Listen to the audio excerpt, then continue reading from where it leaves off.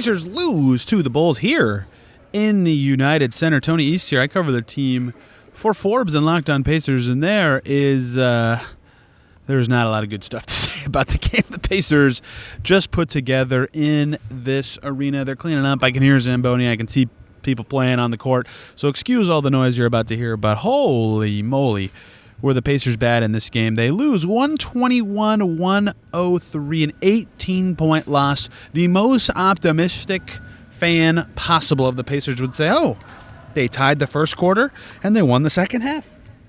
That is true. They didn't. If you watch the game, they did not play particularly well ever. And for much of the third quarter and all of the fourth quarter, it was deep reserves or just end of bench guys playing the whole time. Pacers bench their starters in the middle of the third because they were getting waxed, and they have a back-to-back and a very important game tomorrow. So part of it is context related. It wasn't actually impressive, despite the score being close. The other context that matters is the second quarter was just god-awful basketball from the Pacers. 21 points for the Pacers, their lowest in any quarter of this game. We'll talk about their offense. And 40 for the Bulls. The Bulls scored exactly 27 in every other frame. Had they scored 27 in the second quarter, they still would have won by 5. Regardless, you get the gist of what's going on. That quarter was everything the Pacers are experiencing right now, all culminating at once. On defense, that's what I thought the story of the game was. It didn't feel like that's what fans of the team thought the story of the game was, but that's what I felt like the story of the game was the Pacers' defense was so bad. So bad.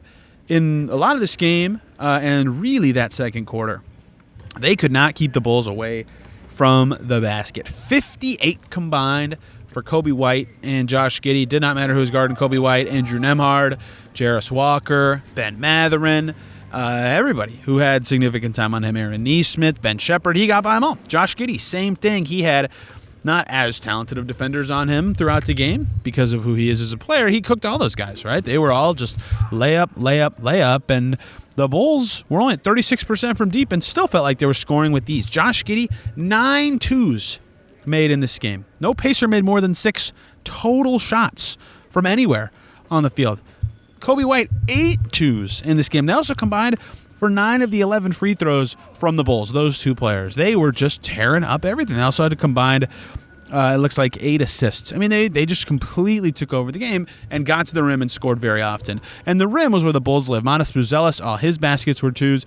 Zach Collins, another Bull starter, had 2 two-pointers. All 4 of Trey Jones's made baskets were twos. 4 of Nikola Vucevic's 5 made baskets were twos. Patrick Williams' only made basket was a 2. Julian Phillips, 2 of his 3 made baskets were twos. And half of Javon Carter's made baskets were twos. Only Kevin Huerter was more effective, or at least had a higher percentage of points from 3 than 2 for the Bulls. Everyone else just got into the paint and scored. And the Pacers had everybody but Halliburton, who you'd expect to help on defense, available in this game. None of them were good at anything, right? And early in the season, it was a problem for the Pacers, the whole guard your yard, stay in front of your man thing. But they corrected that a little bit and got a lot better at like rotations and timing and communication and all sorts of little stuff. You could just feel it. You could see their pressure on defense. You could see the rotations. You could see their movement. You could see they could get stops, right? And then recently, and culminating in this game, it felt like none of that, right? They couldn't rotate to help cutters. They couldn't stop the ball. There was one play where, getting back in transition, Aaron Nesmith and Ben Mathurin literally ran into each other. Both reflex back. Josh Giddey just walks in, hits a layup. Like, they had nothing going. They had no connectivity. They had no solid play on that end of the floor. That second quarter was really where it looked awful. But a lot of the game, it felt poor, and it prevented them from going on runs, getting momentum, anything.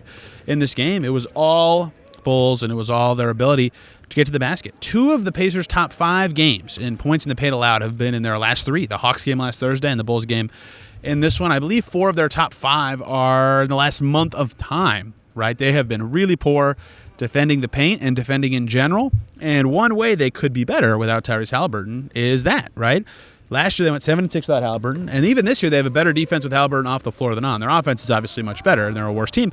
But like, that could be part of their calling card. Defend better for 48 minutes and score just enough to win. That's kind of what their formula was in Atlanta, but they had a terrible first quarter and 2 terrible closes there. But you saw the vision, right? At least of what, at their best, or what a win could look like. In this game, none of that materialized, and the defense was just horrid. Just horrid. Offensively, like early, the Pacers had some success with Siakam and Turner. In fact, the post guys were the only 2 guys on the board in 12 points for the Pacers in this one. Siakam hits half his shots and finished with 13. Miles Turner made some threes, hit some free throws. He got to 15. After that, though, 27 in the first quarter, the Pacers never got going offensively. Their end-of-bench guy scored 30 in the fourth, but it was a decided game by that point. And 30 assists for the Pacers, but that is misleading. Again, 1 for Tony Bradley, 3 for Ray J. Dennis, 2 for Jarris Walker, 5 for Quentin Jackson. Those guys came in when the game was over. That's 11 of the 30 assists. 19 in the competitive portion of the game from the starters and reserves who actually play every night. They look really rough on offense. And Rick Carlisle made that very clear after the game, right? This was kind of the theme you felt talking to the team and the coaching staff was they were really inconsistent and have been, right? Rick Carlisle said we've got to draw a line in the sand and say we can't stand for this kind of inconsistency. They have been inconsistent both ends of the floor, but really on offense they've been inconsistent. He also said the Pacers were struggling with chemistry. That one made me perk up. And said they were struggling with shot selection. They could not make a jumper to save their life early in this game. They still shot very poorly, 10 for 40 from deep. And, obviously you're not going to win very much when that happens. But, yeah, they couldn't get good jumpers very easily. They had a few that I felt like they had better jumpers in Atlanta than this one. Didn't make them.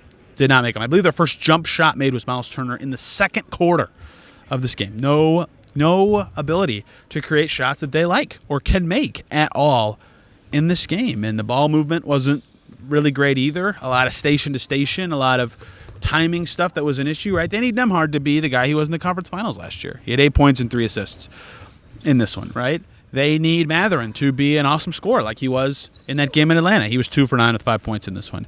They need Siakam to be a hub. He kind of was, right? He had 13 and 4. He was actually okay, right? They need Nesmith to show some of that off the dribble juice. He was 3 for 7 from deep. That's helpful. That's what he has to do on offense. Not as much as he's had in some recent games since the break. And off the bench, though they were finishing plays, the bench was okay in this one. That's the reason this one wasn't more embarrassing. I think it was a 5-point game with 7 minutes to go until halftime, and then the Bulls just kicked butt for the rest of that second quarter. But they need more from everybody. Everybody in the rotation's got to be better, play connected, communicate, not hang their head, not be so frustrated. They have the biggest game of their season Tuesday night against the Bucks. To this point, if they win, then their next game against the Bucks becomes even bigger. But it's huge, right? In the standings race and tiebreakers, and I know they'll pretend they're ignoring that, but it really matters for them, and they'll hope they'll have Halliburton back for it. But they stunk on both ends in this game. Their third straight loss, an awful road trip for the Pacers, who did not, again, do anything well tonight outside of their reserves. Johnny Furphy fought very hard. I thought he actually played pretty well. Made 2 twos, 8 boards, 3 steals,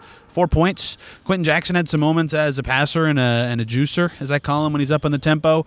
Tony Bradley did some interesting stuff late. Rick Carlisle made sure to shout him out after the game. He's on a 10-day, scored his first points in 25 months, and I guess some bench guys were efficient. Siakam was fine. He's the metronome, but not good for the Pacers. They lose again. They have got to be better. Otherwise, they're going to fall in the standings and risk losing playoff positioning. We'll have much more on this team after their next game tomorrow night against the Bulls in Gainbridge Fieldhouse. Thanks for watching. See you then.